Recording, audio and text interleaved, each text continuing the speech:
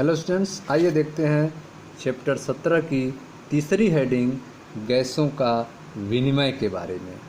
मैं मनीष गुप्ता अपने चैनल में आपका स्वागत करता हूं। तो आइए दोस्तों स्टार्ट करते हैं चैप्टर 17 की तीसरी हेडिंग गैसों का विनिमय। कूपिकाएँ, जो कूपिकाएँ होती हैं, जो लंग्स में फेफड़ों में एल्वियोलाई होते हैं, ठीक है, कूपिकाएँ जो होती हैं वे गैसों के विनिमय के लिए प्राथमिक स्थल होती हैं। ठीक है, तो जब हम आपको लंग्स पढ़ा रहे थे उसका लास्ट पार्ट आपने देखा था, एल्वियोलाई होता है, कूपिका होता है, और यही जो कूपिकाएँ होती हैं ये गैसों के विनिमय के लिए, एक्सचेंज ऑफ गैस के लिए प्राथमिक स्थल होती हैं। गैसों का विनिमय रक्त और ऊतक के बीच भी होता है। ठीक है, ये गैसों का जो एक्सचेंज हो रहा है यह ब्लड और टिश्यू के बीच भी होता है, रक्त और ऊतकों के बीच भी होता है। इन स्थलों पर ऑक्सीजन और कार्बन डाइऑक्साइड का विनिमय जो है वह दाब अथवा सांद्रता प्रवणता के आधार पर सरल विसरण द्वारा होता है। ठीक है, तो इन स्थलों पर ऑक्सीजन और कार्बन डाइऑक्साइड का जो विनिमय हो रहा है, एक्सचेंज हो रहा है, वह दाब अथवा सांद्रता प्रवणता के आधार पर सरल विसरण द्वारा होता है, सिंपल डिफ्यूजन द्वारा होता है। ठीक है, गैसों की घुलनशीलता के साथ साथ, गैसों की घुलनशीलता के साथ साथ विसरण में सम्मिलित झिल्लियों की मोटाई भी विसरण दर को प्रभावित करने वाले कुछ महत्वपूर्ण घटक हैं। ठीक है, तो जो झिल्लियों की मोटाई जो होती हैं वह भी जो है विसरण दर को प्रभावित करने वाली महत्वपूर्ण घटक होती हैं। ठीक है, आप पढ़ रहे हैं चैप्टर 17 की तीसरी हेडिंग गैसों का विनिमय के बारे में। इसमें आपको बताया गया कि जो लंग्स की कूपिकाएँ होती हैं वे गैसों के विनिमय के लिए प्राथमिक स्थल होती हैं। गैसों का विनिमय जो है रक्त और ऊतक के बीच भी होता है। इन स्थलों पर ऑक्सीजन और कार्बन डाइऑक्साइड का विनिमय जो है वह दाब अथवा सांद्रता प्रवणता के आधार पर सरल विसरण द्वारा होता है। गैसों की घुलनशीलता के साथ साथ, गैसों की घुलनशीलता के साथ साथ विसरण में सम्मिलित झिल्लियों की मोटाई भी विसरण की दर को प्रभावित करने वाले कुछ महत्वपूर्ण घटक होते हैं। ठीक है स्टूडेंट्स, आगे देखें। गैसों के मिश्रण में, गैसों के मिश्रण में किसी विशेष गैस की दाब में भागीदारी को आंशिक दाब कहते हैं। ठीक है, तो आंशिक दाब क्या होता है? गैसों का जो मिश्रण है उसमें कोई एक गैस जो है दाब जो उत्पन्न कर रहा है, जो उसमें उस गैस के दाब का पार्टिसिपेशन जो हो रहा है, भागीदारी हो रहा है, उस अकेले गैस के दाब को आंशिक दाब कहा जाता है। ठीक है, जबकि सभी गैसों के दाब को कुल दाब कहा जाता है, लेकिन एक सिंगल गैस के दाब को आंशिक दाब कहा जाता है। ठीक है, गैसों के मिश्रण में किसी विशेष गैस की दाब में भागीदारी को आंशिक दाब कहते हैं और उसे ऑक्सीजन तथा कार्बन डाइऑक्साइड के लिए क्रमशः PO2 और PCO2 द्वारा दर्शाते हैं। ठीक है, पार्शियल प्रेशर ऑफ ऑक्सीजन, आंशिक दाब ऑक्सीजन का और आंशिक दाब कार्बन डाइऑक्साइड का, partial pressure of carbon dioxide. ठीक है, वायुमंडलीय वायु और दोनों विसरण स्थलों में इन दो गैसों के आंशिक दाब तालिका 17.1 और 17.3 में दर्शाए गए हैं।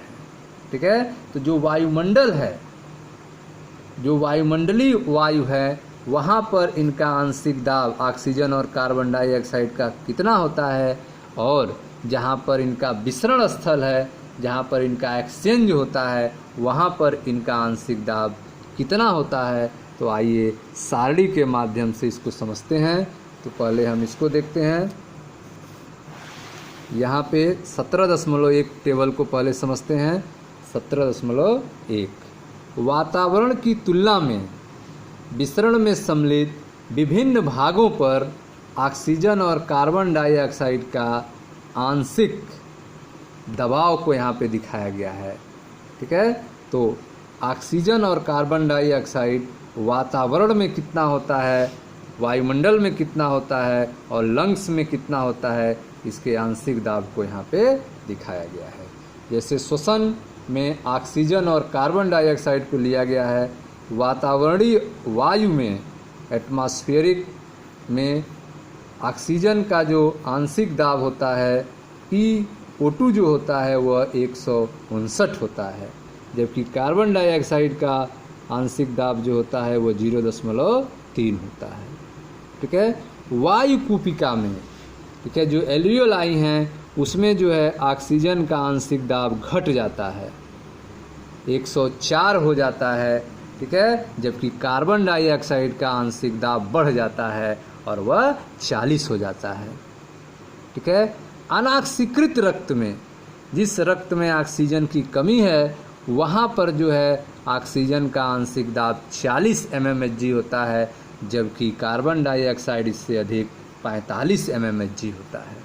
ठीक है, जो ऑक्सीजनेटेड रक्त हैं, ऑक्सीकृत रक्त होते हैं, उसमें ऑक्सीजन का आंशिक दाब 95 होता है, 95 होता है, जबकि कार्बन डाइऑक्साइड का आंशिक दाब इससे कम अर्थात 40 mmHg होता है। ऊतक की अगर बात की जाए तो ऊतक में ऑक्सीजन की आंशिक दाब केवल 40 होता है, जबकि कार्बन डाइऑक्साइड का आंशिक दाब 45 होता है। ठीक है, तो इस तरह से आपने देखा कि वातावरण की तुलना में विसरण में सम्मिलित विभिन्न भागों पर ऑक्सीजन और कार्बन डाइऑक्साइड का आंशिक दबाव को इस टेबल के माध्यम से आपको दिखाया गया है। आइए अब देखते हैं अगला फिगर जो है, जिसमें वायु कूपिका एवं शरीर ऊतकों के बीच गैस के विनिमय जो ऑक्सीजन तथा कार्बन डाइऑक्साइड का रक्त के साथ वहन का आरेखीय चित्र है। इस आरेखीय चित्र के बारे में हम लोग समझते हैं। इसमें आप ध्यान से समझें। आप देखें, यह कूपिका बनाई गई है, एल्वियोलाई को बनाया गया है कूपिका। ठीक है, इसमें जो अंतःश्वासित वायु है, ठीक है, जो एटमॉस्फेयर से वायु जो है इंटर कर रही है, उसमें जो है मात्रा देखें, और यह जो निश्वासित वायु है जो बाहर निकल रही है, इसकी मात्रा को यहाँ पे दिखाया गया है। आप देखें ध्यान से, कूपिका में जो वायु की मात्रा है, यहाँ पे ऑक्सीजन लेवल जो है, partial pressure of oxygen PO2 जो है वह 104 mmHg है। ठीक है, यहाँ पे ऑक्सीजन का आंशिक दाब अधिक होता है वायु कूपिका में, जो अंतःश्वासित वायु है 104 mmHg दिखाया गया है, जबकि कार्बन डाइऑक्साइड केवल 40 mmHg है। ठीक है, तो ऑक्सीजन 104 mmHg, कार्बन डाइऑक्साइड जो है 40 mmHg है। यह वैल्यू किसमें है? वायु कूपिका में।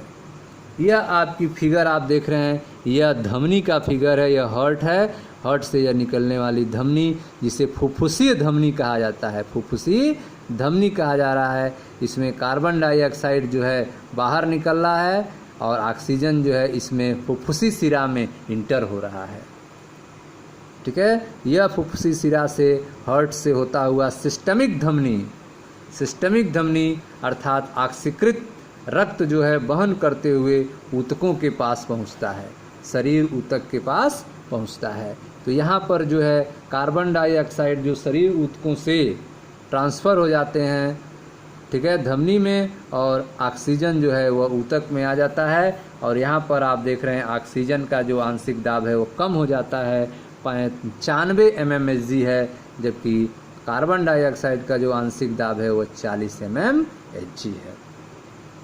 ठीक है, तो यहाँ पे 40 mmHg, PCO2 जो है 40 mmHg है, जबकि PO2 जो है 95 mmHg है। यहाँ पे ऊतक में आप देख रहे हैं PO2 का मान घट गया है, 104 mmHg से घटकर 95 mmHg हो गया है। ठीक है, इसके बाद आप देखें, यह ऑक्सीजन की मात्रा जो है एक्सचेंज होने के बाद और कम हो गई, PO2 जो है अब घटकर 40 mmHg हो गया, कार्बन डाइऑक्साइड जो है अब बढ़ चुकी है जो 45 mmHg हो गई। ठीक है। तो कार्बन डाइऑक्साइड का आंशिक दाब 45 mmHg हो गई और ऑक्सीजन का आंशिक दाब घट के 40 mmHg हो गई। यह जो है सिस्टमिक सिरा विऑक्सीकृत रक्त वहन करके हार्ट में पहुंचती हैं, फिर वहां से फुफ्फुसी धमनी के द्वारा यह बाहर जो है कुपिकाओं से, लंग से बाहर निश्वासित वायु के रूप में निकल जाती हैं। ठीक है। तो इस तरह से आप देख रहे हैं कैसे जो है शरीर के ऊतकों में और कुपिका में वायु का, कार्बन डाइऑक्साइड का और ऑक्सीजन का आंशिक दाब कैसे घटता बढ़ता है। आगे देखें ध्यान से। आपने देखा कि सारणी में दिए गए आंकड़े स्पष्ट रूप से कुपिकाओं से रक्त और रक्त से ऊतकों में ऑक्सीजन के लिए सांता प्रवणता का संकेत देते हैं। ठीक है। कुपिकाओं से रक्त और रक्त से ऊतकों में ऑक्सीजन के लिए सांता प्रवणता का संकेत देते हैं। इसी प्रकार जो है कार्बन डाइऑक्साइड के लिए विपरीत दिशा में प्रवणता दर्शाई गई है, अर्थात ऊतक से रक्त और रक्त से कुपिका की तरफ। ठीक है। तो कार्बन डाइऑक्साइड जो है वह ऊतक से रक्त में आता है और रक्त से फिर कुपिका की तरफ जाता है, जबकि ऑक्सीजन जो है कुपिका से, फुफ्फुसी सिरा से रक्त में ट्रांसफ़र होता है और रक्त से यह ऊतक में जाता है। ठीक है। चूँकि कार्बन डाइऑक्साइड की घुलनशीलता जो है वह ऑक्सीजन की घुलनशीलता से 20 से 25 गुना अधिक होती है। ठीक है। कार्बन डाइऑक्साइड की जो घुलनशीलता है वह ऑक्सीजन की घुलनशीलता से 20 से 25 गुना अधिक होती है। अतः विसरण झिल्लिका में से प्रति इकाई आंशिक दाब के अंतर की विसरित होने वाली कार्बन डाइऑक्साइड की मात्रा ऑक्सीजन की तुलना में बहुत अधिक होती है। ठीक है ना। तो आप देख रहे हैं कि कार्बन डाइऑक्साइड की जो घुलनशीलता है वो ऑक्सीजन की तुलना में 20 से 25 गुना अधिक होती है। इसीलिए जो है अंतः विसरण झिल्लिका में से प्रति इकाई आंशिक दाब के अंतर की विसरित होने वाली कार्बन डाइऑक्साइड मात्रा ऑक्सीजन की तुलना में बहुत अधिक होती है।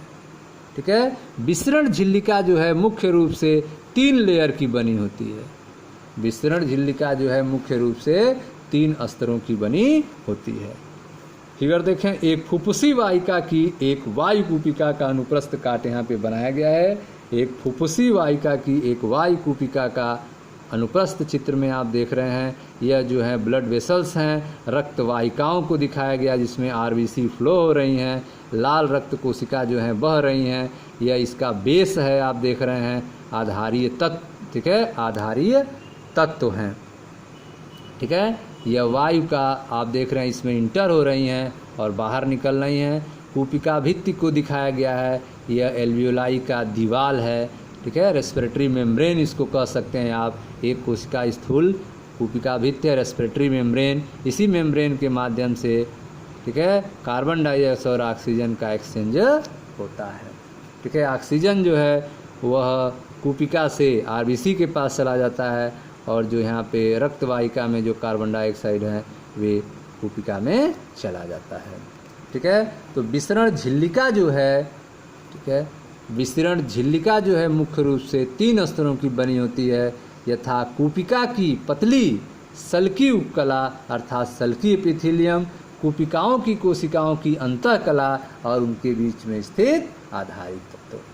ठीक है। तो विसरण झिल्लिका जो है 3 स्तर की बनी है। पहला स्तर जो होता है वह कुपिका की पतली सल्की उपकला होती है जिसे सल्की एपिथेलियम की बनी होती है। दूसरा जो है वह कुपिकाओं की कोशिकाओं की अंतःकला होता है और तीसरा जो होता है वह उनके बीच में स्थित आधारी तत्व होता है। ठीक है। फिर भी इनकी कुल मोटाई जो है 1 मिलीमीटर से बहुत कम होती है। ठीक है। यह जो रेस्पिरेटरी मेम्ब्रेन है इनकी मोटाई जो है 1 मिलीमीटर से बहुत कम होती है।